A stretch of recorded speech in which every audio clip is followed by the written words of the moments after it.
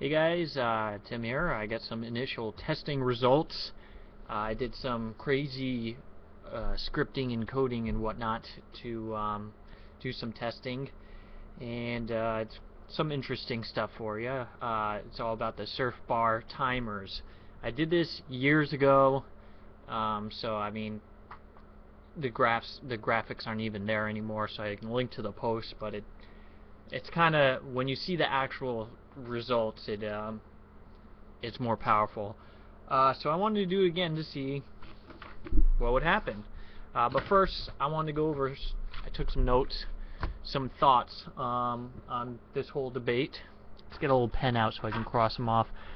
First, to all you people out there,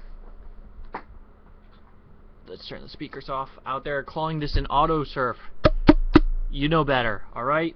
Or maybe I should be auto surfs, you can get up and leave your computer.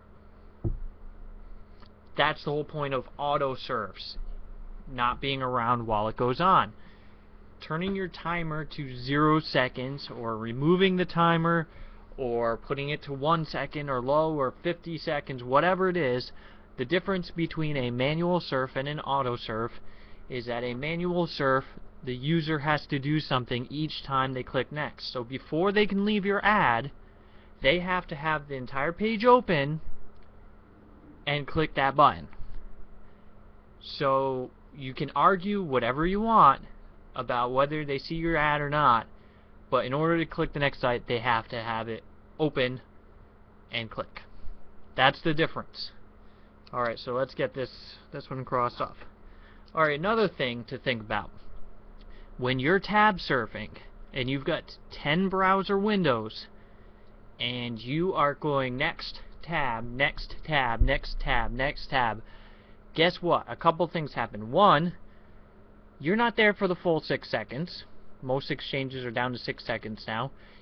Some are still 20, but I mean, tab surfing, it makes it irrelevant. And what ends up happening? Well, because somebody's tab surfing, we get complaints all the time. Oh, my browser crashed. And then you say, well, are you tab surfing? Yes. How many sites do you have open? 10, 20, more. Well, what ends up happening to the advertiser is their site doesn't even load, which is just insane. Okay, so tab surfing, if you guys want to get all up in arms about timers, we should be all up in arms about tab surfing, not timers. Because as a few people commented, as I've actually figured out myself, when the timer is set to 0 or very quick, you have a less of a reason to tab surf because the page is done. You can just click next, click next, click next, and stay at that one exchange the whole time. Then you don't need to tab surf. So this is where I'm like, people freaking out about this. Calling it a scam, saying they're going to delete their accounts, all that stuff. It's like, come on guys, tab surfing's been around for years, so why haven't you done anything about that? Things can be done. You can make it so you can't tab surf when you're using your exchange. Yet nobody's done that. Maybe that's the next thing to try out. So I'll cross that off. Alright, people saying no timer means no results. Well, pay-per-click ads, guess what? I get results from those. Google AdWords, get results from those, no timer there. Facebook ads, get results from those, no timer there. I mean, I could go on and on. There's banner ads on sites all the time, no timer. What the key is, as an advertiser, is creating an ad that gets the person's attention while they're doing whatever they're doing. So if they're surfing an exchange, just assume they're going to be looking at the surf bar. So maybe what you should be doing is creating ads that have whatever you're trying to capture their attention as close to that button that they're clicking as possible. So maybe you shouldn't have a 20-page sales letter, because guess what? If you don't get their attention with the headline, they're not going to scroll down and read the rest of the page. So, I guess I'll cross off PPC results. See, there's a lot of people who say, oh, those things are garbage, blah, blah, blah. I've gotten great results from pay-per-click for getting subscribers to my list. So I don't know where people are getting that from. The whole seeing pages thing and remembering pages. There's people that commented and said, well, I surfed there for however long they surf, and at the end, I don't remember any of the pages I've seen. I just went through it all and whatever. Well, guess what? That has 2 points. One, that means nobody's created ads that are memorable. And two, that happens on any exchange. You honestly think that when you're done surfing, say Start Exchange, you remember all the ads that you just saw? I don't even remember which ads I saw on TV during a TV commercial break. The point of ads is you got to keep doing those repeat views so people do remember it. That's why you do branding. You're not going to remember them in just one session. It's a constant thing. So that's why it really doesn't matter too much how long they're there, because you're supposed to be doing it often and over and over and over again, so that way when somebody does see your ad, their brain goes, I recognize this, and then they look a little bit longer. So I'll cross that off. The whole thing about loading time, and you got to have a timer to load pages and whatnot. Well, I actually did some testing on this. Load time. Yeah, my advertisement that I did for the testing of this has a YouTube video on it. I set up JavaScript tracking to track how long the pages take to load, and the average time it takes for that page with video to load is where do we say 2 seconds. And that's an average, so we get the highs over some up 5, 16, 35 seconds, but then the lows 1/10 of a second. So I mean, that's with a video too. I purposely did it with a video just to make a point. Alright, and I'll look at, I also broke down my stats over here. I printed it out so I could look at it. I looked at it, people who actually clicked on the ad, broke that down by load time, and the average load time when they're clicking is between 7/10 of a second and 4 seconds, and the max there is between I'm starting to get tired. I should have broke this down into seconds. It's in milliseconds, so I'm doing math. 2/10 of a second to 18 seconds. So there are people there. Actually, this one, it took them a full minute to click. To load. So they waited a full minute before the video and all that stuff loaded, and then still interacted with the ad. I don't know any exchange that's got a 60-second timer, so that's interesting. I also broke down the stats into how long the people stayed at the page. Now, the one that everybody's all going to be wondering about is Traffic Fugitive. Now remember, this ad, it's coming up multiple times. I want branding. It's actually got like, I want to say like, I lost the page. I didn't print out the right page. Let's see here. I'm loading up Track.me. This on average got 94% unique ratio. On Traffic Fugitive, I actually got a lower unique ratio, 5%.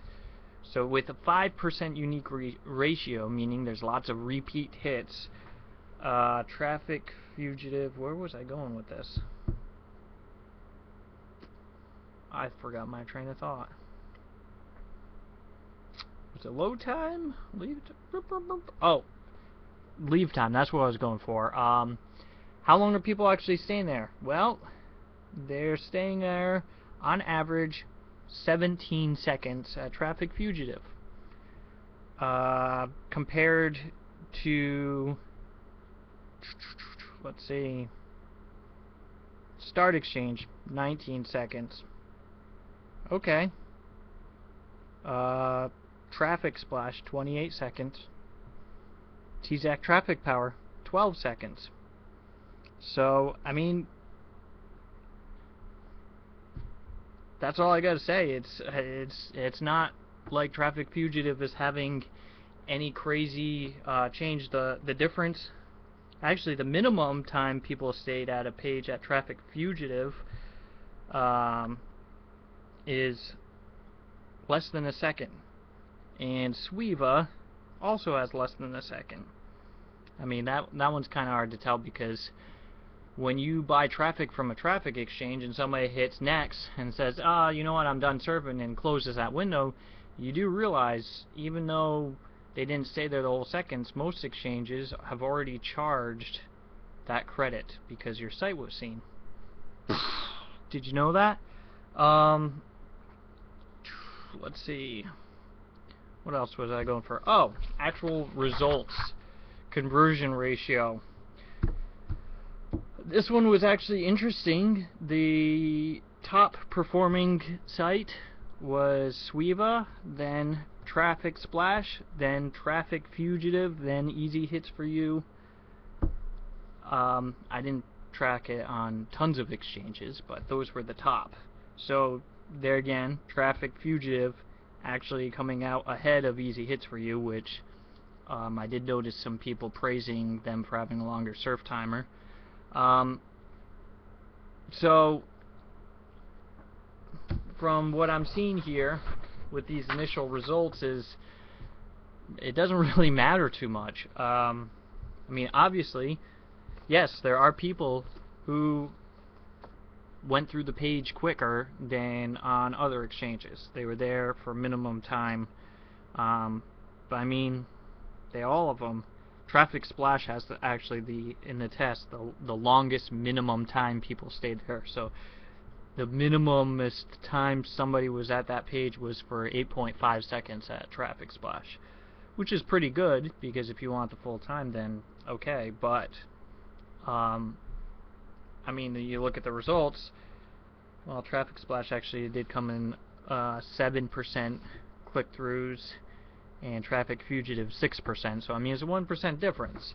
So, and this is still very early, so I'm not saying this is like set in stone. Boom, Traffic Splash is better than Traffic Fugitive, and Traffic Fugitive is better than Easy Hits for You. I'm just showing you what I'm seeing right now, and it's just like any other campaign I've done before, that the numbers pretty much look the same. So when you're comparing, this is where you need to be looking at your own ads and comparing your ads against each other, because I mean, all the exchanges are very close.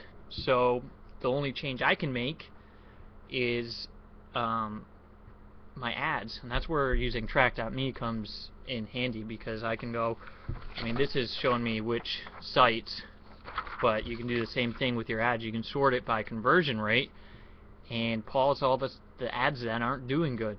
Boom. That right there alone will start increasing your results. So tracking is very important, and most people don't do it because it seems confusing or too difficult, but just start tracking. Don't base your opinions on what your thoughts are, because I mean,